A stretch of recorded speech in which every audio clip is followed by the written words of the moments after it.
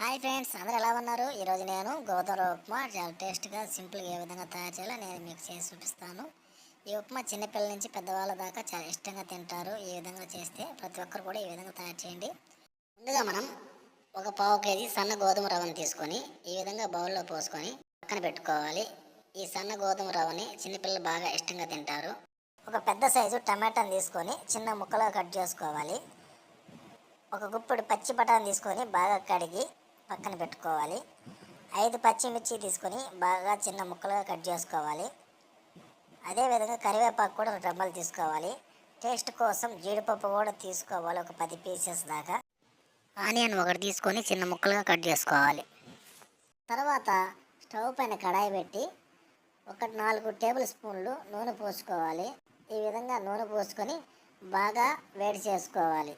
ఈ విధంగా నూనె బాగా వేడి చేసుకున్న తర్వాత ముందుగా ఒక స్పూను పోపు గింజలు ఇందులో వేసుకోవాలి. ఇలా పోపు గింజలు నూనెలో వేసుకున్న తర్వాత ముందుగా కట్ చేసి పెట్టుకున్నటువంటి పచ్చిమిర్చి కూడా ఇందులో వేసేసుకుందాం. ఈ విధంగా వేసుకున్న తర్వాత ఒకసారి గరిటె తిప్పి తర్వాత మనం ముందుగా కట్ చేసి పెట్టుకున్నటువంటి ఆనియన్స్ ముక్కలు కూడా ఇందులో వేసేసేద్దాం.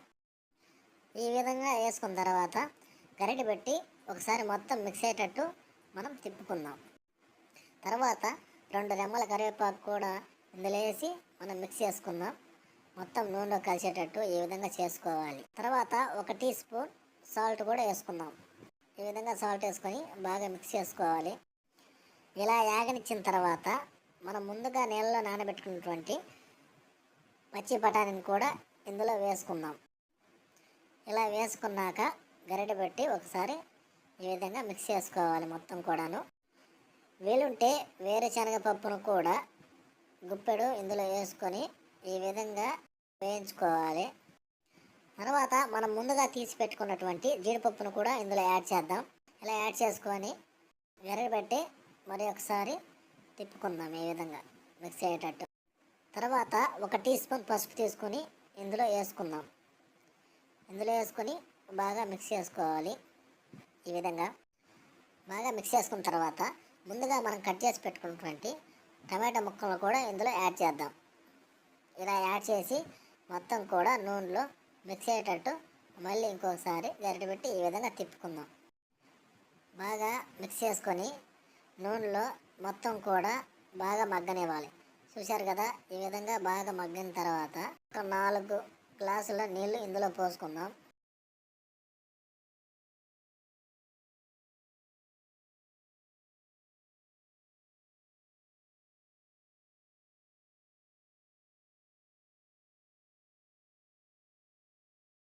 ఇందులో వాటర్ పోసిన తర్వాత 2 స్పూన్స్ సాల్ట్ వేసుకుంటున్నాను. మీరు కూడా చూసుకొని సాల్ట్ వేసుకోండి. నేనైతే 2 స్పూన్స్ వేస్తున్నాను. ఇలా వేసుకొని బాగా మిక్స్ అయ్యేటట్టు కలిపుకోవాలి. ఈ విధంగా బాగా కలిపుకున్న తర్వాత ఇందులోని వాటర్ బాగా హీట్ అయ్యేదాకా ఒక 5 నిమిషాలు మూత పెట్టి బాగా హీట్ చేసుకోవాలి. ఈ విధంగా 5 మినిట్స్ తర్వాత మూతను ఓపెన్ చేసి చూద్దాం. చూశారు కదా, వాటర్ బాగా హీట్ ఎక్కాయి. ఇలా హీట్ చేసుకున్న తర్వాత ఒకసారి గరిటె పెట్టి తిప్పి ముందుగా మనం తీసి పెట్టుకున్నటువంటి గోధుమ రవ్వని ఇందులో వేద్దాము. ఇందులో వేసుకొని గరిటె పెట్టి బాగా తిప్పుకోవాలి. గరిటె పెట్టి బాగా మిక్స్ అయిపోతే గడ్డ కట్టే అవకాశం ఉంది, కాబట్టి బాగా మిక్స్ చేసుకోవాలి గడ్డలు కట్టకుండా. చూశారు కదా, ఈ విధంగా మిక్స్ చేసుకోవాలి, లేకపోతే గడ్డలు కట్టే అవకాశం ఉంటుంది. ఈ విధంగా బాగా మిక్స్ చేసుకున్న తర్వాత మళ్ళీ ఇంకోసారి 5 మినిట్స్ బాగా మరగనివ్వాలి. ఈ విధంగా మరగనేయడం వల్ల లోపల ఉండే గోధుమ రవ్వ బాగా ఉడుకుతుంది. 5 మినిట్స్ తర్వాత మళ్ళీ చూద్దాం. చూశారు కదా, ఉప్మా బాగా ఉడుకుతుంది. ఇంకా ఇందులో వాటర్ ఉన్నాయి. వాటర్ మొత్తం కూడా అయిపోయేదాకా బాగా మిక్స్ చేసుకుంటూ ఉండాలి గడ్డలు కట్టకుండా. మరి ఒకసారి 2-3 మినిట్స్ మూత పెట్టి బాగా ఉడకనిద్దాం.